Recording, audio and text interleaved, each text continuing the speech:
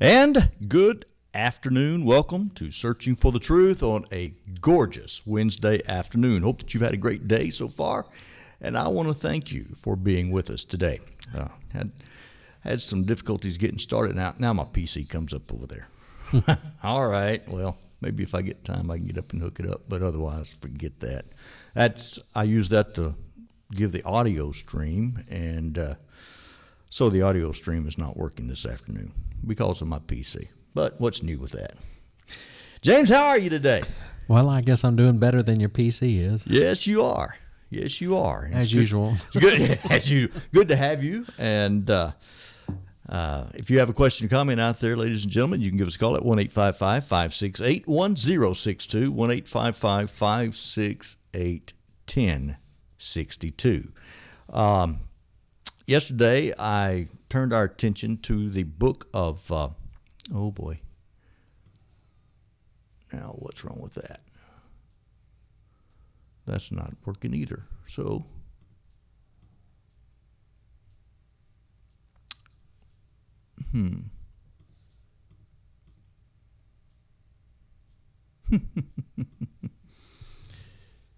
oh boy. I can't see. It's too small over there. Nevertheless, well, forget that as well. How about that? James, I'm having some troubles here. It's clicking, but it's not working. Hey, I can do this. I can, there you go. Now you disappeared. How about that? That's fine with me. Well, anyway, yesterday we were talking about 2 Timothy chapter 2, verse 15. Began a study on rightly dividing the word of truth.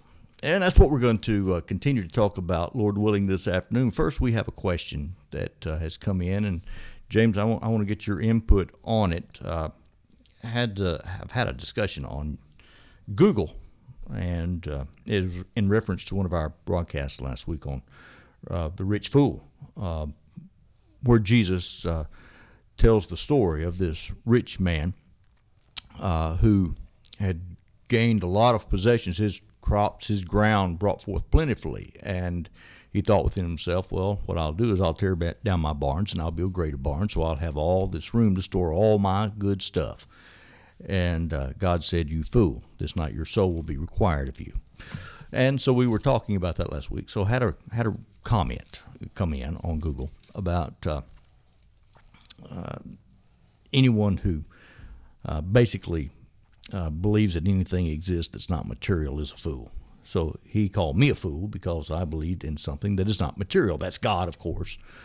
And then he continued to berate and belittle, but he asked a question that I thought it would be good to talk about on the program, since all morning I've been kind of going back and forth with him about this.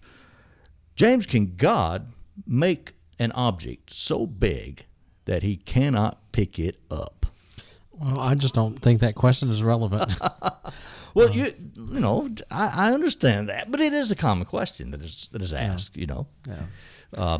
Well, there are things that the Bible itself says God cannot do. It is impossible for him to lie. True. And so I kind of put this question in the same category of it's contrary to the nature of God. Yeah, anything that would violate the nature of God, certainly God cannot do that.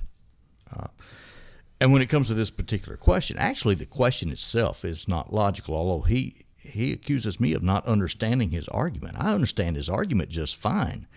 The problem is his argument and his logic, as he likes to call it, breaks down because the laws of physics, I mean, God created this world. He created gravity, by the way. God is greater than gravity. Yeah. Point number one, he's outside of that. Well, and God is eternal, so he's outside the realm of time. Right. So he's not limited by space or time. Could God create a being that existed before him? No. Could God create a being that existed longer than him? No. Why not? Because God is eternal. Well, okay, the same thing applies when it comes to making a rock that's so big that you can't pick it up. Can God make a rock as big as he wants to? Yeah. Can God pick up any rock that he wants to, regardless of how big it is? Yeah. Okay. So if yes and yes on the first two questions, then you come to okay, can he make one so big that he can't pick it up? my question would be, why would he? Well, why would he? But again, the law of contradiction enters into this equation. It's a logical fallacy. Right. It's kind of like, James, could you beat yourself in arm wrestling? No, I'd probably lose.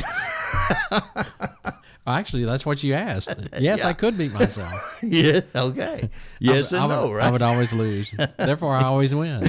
Yeah, that's just self-contradiction.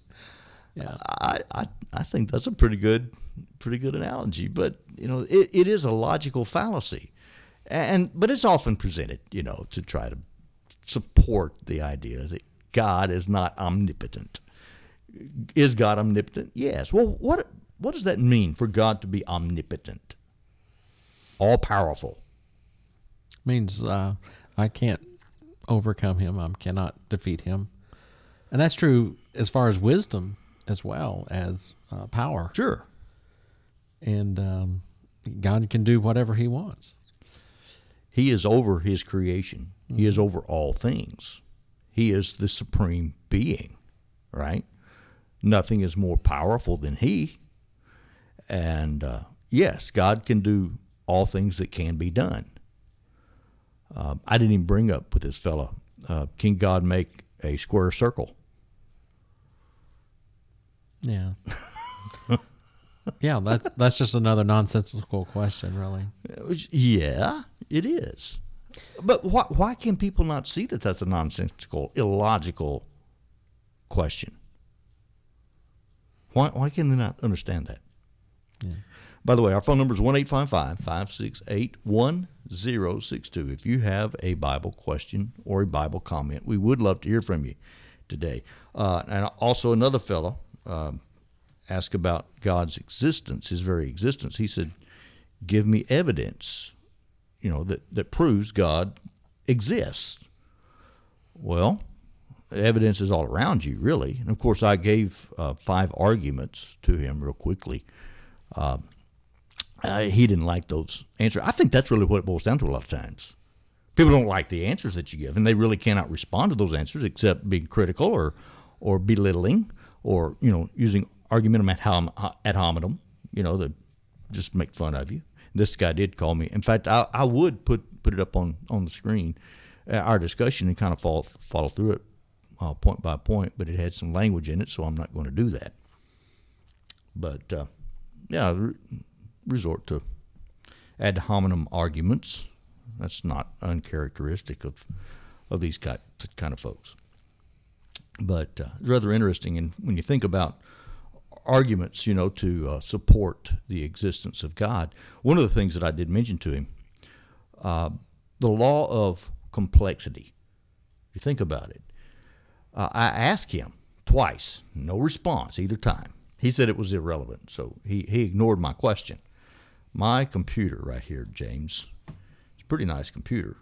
It's new, and it can do a lot of good stuff. What are the odds that this computer evolved accidentally, naturally, over 4.5 billion years? What would be the odds of that?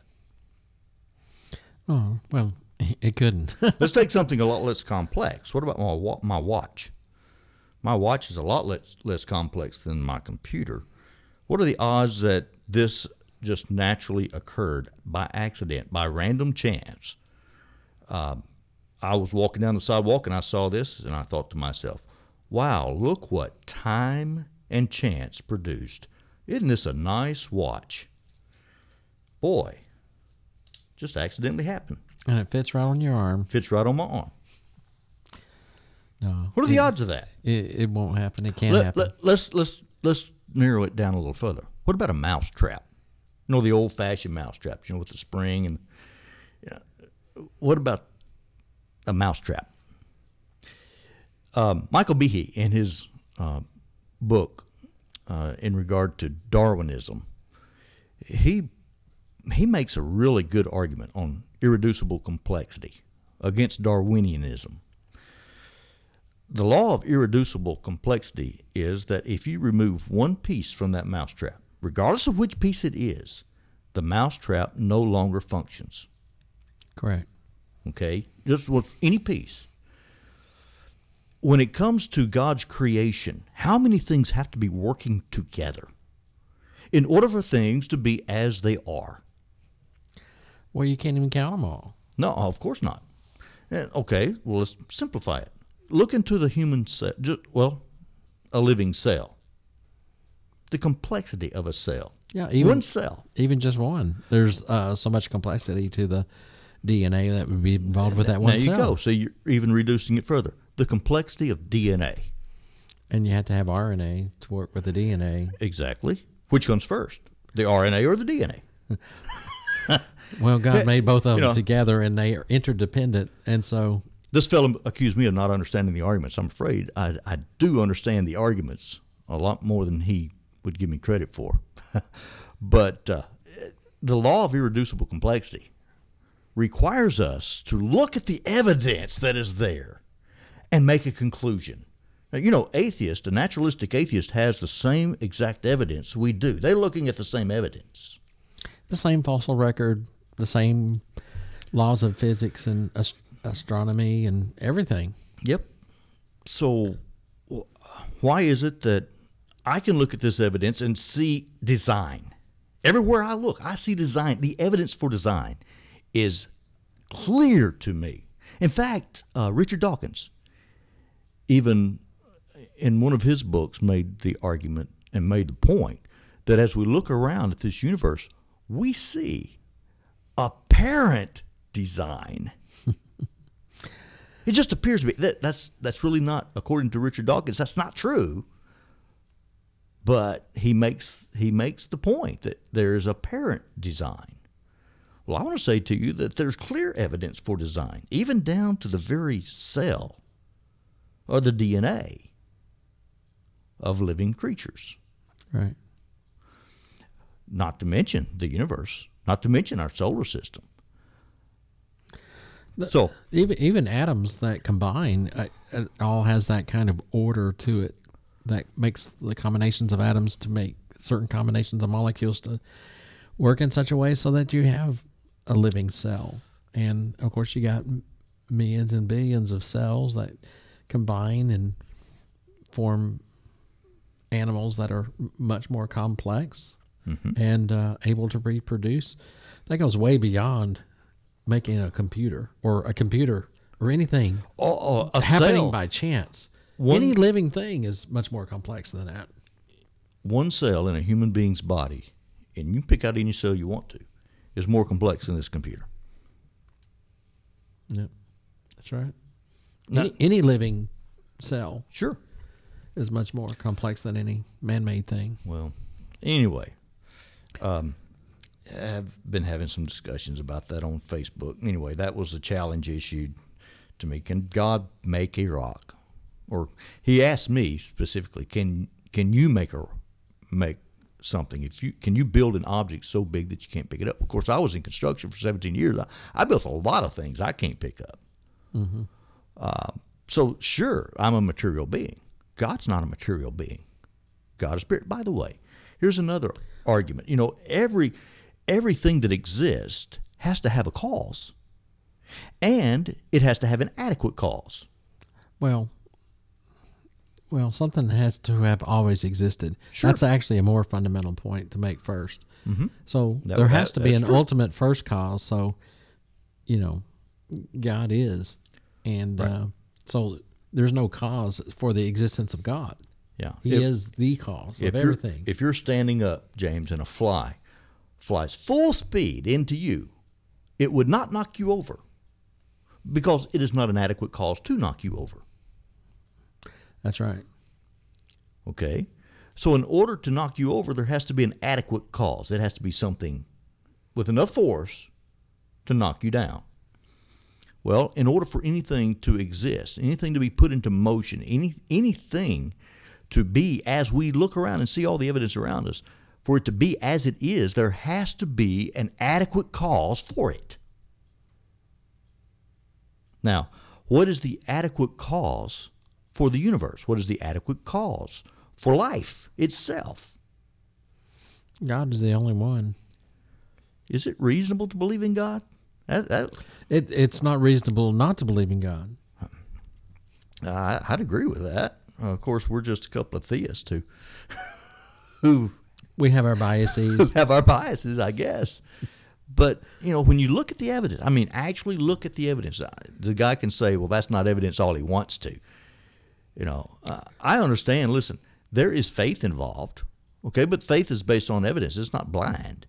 Just like an atheist, there is no such thing as an atheist who does not believe his case, because it's he cannot prove his case. He cannot prove his case. He's unable to, because whatever his knowledge limitation is and his physical limitation is would be the very thing that may prevent him from being able to see and understand the evidence that proves the existence of God. Yeah, evidence. Guy said you don't even know what evidence is. I know what evidence is. If you're in a court of law, I very well know what evidence is if a man is accused of murder. Let's say that there are 12 witnesses who saw this fella shoot another man. Okay, you got 12 witnesses, and they all come forward under the threat of death, okay, because the guy that did the shooting, he's in the mob. He's pretty powerful. But these 12 witnesses courageously come forth and testify against this guy, this person accused of murder. And we saw him pull the trigger. Yeah. Then, okay, you've got his fingerprints on the weapon that was taken from him when they arrested him, and you've got his fingerprints on the shell casing at the scene of the crime. Then, on top of that, you've got his DNA, which places him at the scene of the crime. What about his alibi? He doesn't have one. So then the defense attorney comes along and he says, well, look, all right, number one, you as a juror, you weren't there. You didn't actually see it, so you cannot convict this man of murder because you didn't see it. It doesn't surprise me if a lot of lawyers reason that way nowadays. I know they do. All right. Were you there witnessing the evidence as it was being gathered? How do you know that was his fingerprints on that weapon? Yeah, how do you know it wasn't tainted, in the process of the evidence being collected? How do you know about that? Then, are you a biologist? Do you have a PhD in biology? Do you understand fully what DNA is? If you don't know fully what DNA is, if you can't not fully and completely explain DNA and how it works, then you cannot use or allow their DNA evidence to sway you in your thinking. And, you could just, you see what I'm doing? Yeah. Trying to poke holes in the evidence that the prosecuting attorney has given, although it's rock solid evidence, you're trying to cast doubt on that evidence. Well, that's exactly what atheists do. Yeah, the 12 apostles. Why do you think I picked the number 12? Yep. But okay, I think that anyway. You got any other thoughts to add to that before we kind of move on and get back to what I was talking about yesterday? Well, that's the key. God is another thing the atheist often demands is, if I see him, I'll believe him. And what God is looking for, and this is why the gospel is designed the way it is so that we respond to the love that God has clearly demonstrated by the gift of his son, Jesus. And we know Jesus is the Son of God because he fulfills the word of God, the prophecies that were written hundreds of years in advance, 1,000 years in advance. In the case, or so prophecies in the Old Testament. Yeah, and in the case of like Psalm 22, just that one psalm, there were several specific prophecies, the details about what would happen on the day that he died. People who had no collusion in helping to fulfill Scripture, and even the enemies unwittingly helped to fulfill, by what they taunted him with. There in verses 7 and 8 in Psalm 22, that's what they said while he was on the cross. And then he quotes verse 1 of that same psalm. Probably woke him up. But 1,000 years. Those kinds of details. The soldiers would divide up his garments and cast lots for the vesture that could not be divided. Things which Jesus himself did not in any way manipulate. Yeah. And just everything. And most importantly, his resurrection from the dead. And that pretty much is the apologetics of the first century. Jesus is the Son of God. He fulfilled the Word of God. So by preaching the gospel, you prove that Jesus is the Son of God. Certainly God exists, and the Scriptures are the Word of God. Yeah. And you've got 12 men who do, in fact, risk their lives to proclaim this gospel message, knowing that they will be put to death. Of course, talking about, in relationship to the folks that we've been talking about, they're not going to accept any of that anyway. They're not going to accept the evidence. It's just as this guy told me, it's a book of myths, fairy tales. My friend, listen, if you sit down and you study the Bible as I have, you come to an understanding of it as I have, and I certainly don't understand it all. All right, let's make that very clear. But let me tell you this: the harmony of this book, the correlation between all of these 40 plus men who wrote this book, over 1,500 years of writing this book, has one thing, one person in mind. It all fits together. One harmonious thought actually underlies the entirety of this book, from Genesis 1:1 all the way to Revelation 22. The whole thing. Yeah, but he's wanting us to see his love for us in sending his Son. And that's what we need to believe in, is the love that he has for us, and also that he is righteous and sin will not be tolerated, and that's why Jesus had to pay the price so that we wouldn't have to. How does an atheist believe in love? If he has a wife, does he believe his wife loves him, or that? How is he going to prove he loves his wife? Well, all he can prove is material things. How can he prove love? How can you prove logic? I mean, that's not material. Where did logic come from? Love is not material. No. So how is he going to get along in relationships? If love is non-existent, and that's the why I feel sorry for an atheist. Well, when you think about the calls for morality, I mean, what is wrong? By the way, it was that fellow that shot the other guy. Was murder wrong? Where does morality come from? What is right? What is wrong? Yeah, to me that's one of the strongest proofs to me is morality. Where did morality come from? I believe the person who believes in evolution, he shoots himself in the foot because he criticizes me for my beliefs. If my beliefs are the product of evolution, how can you criticize it? I mean, it's just the function of my atoms combining in a certain way. It's illogical, isn't it? It is illogical that they would be so worked up about it. If it really means there is no meaning based upon their philosophy, then why do they get so worked up about what I believe? That's just self-contradictory itself, it seems to me. That seems to be a good point to me, although I'm just a dumb theist. What do I know? Right? Well,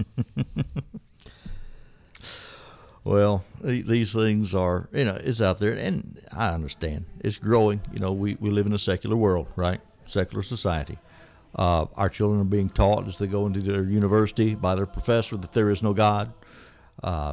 And what professors use illogical questions and statements and derogatory things to confuse these young people, and they're successful at it too often.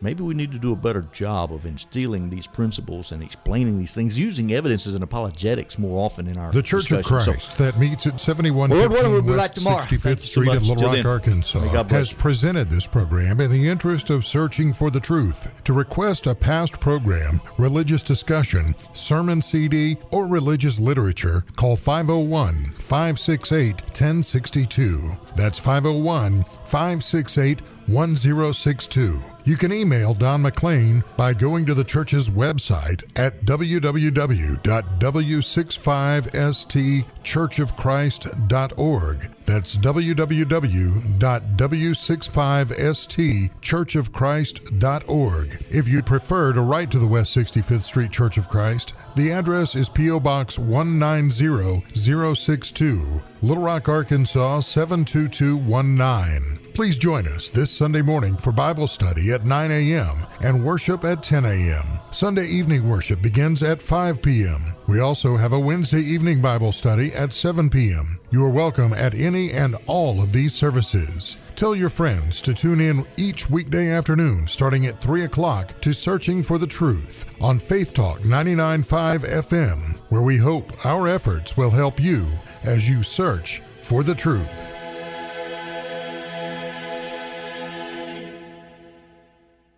Faith comes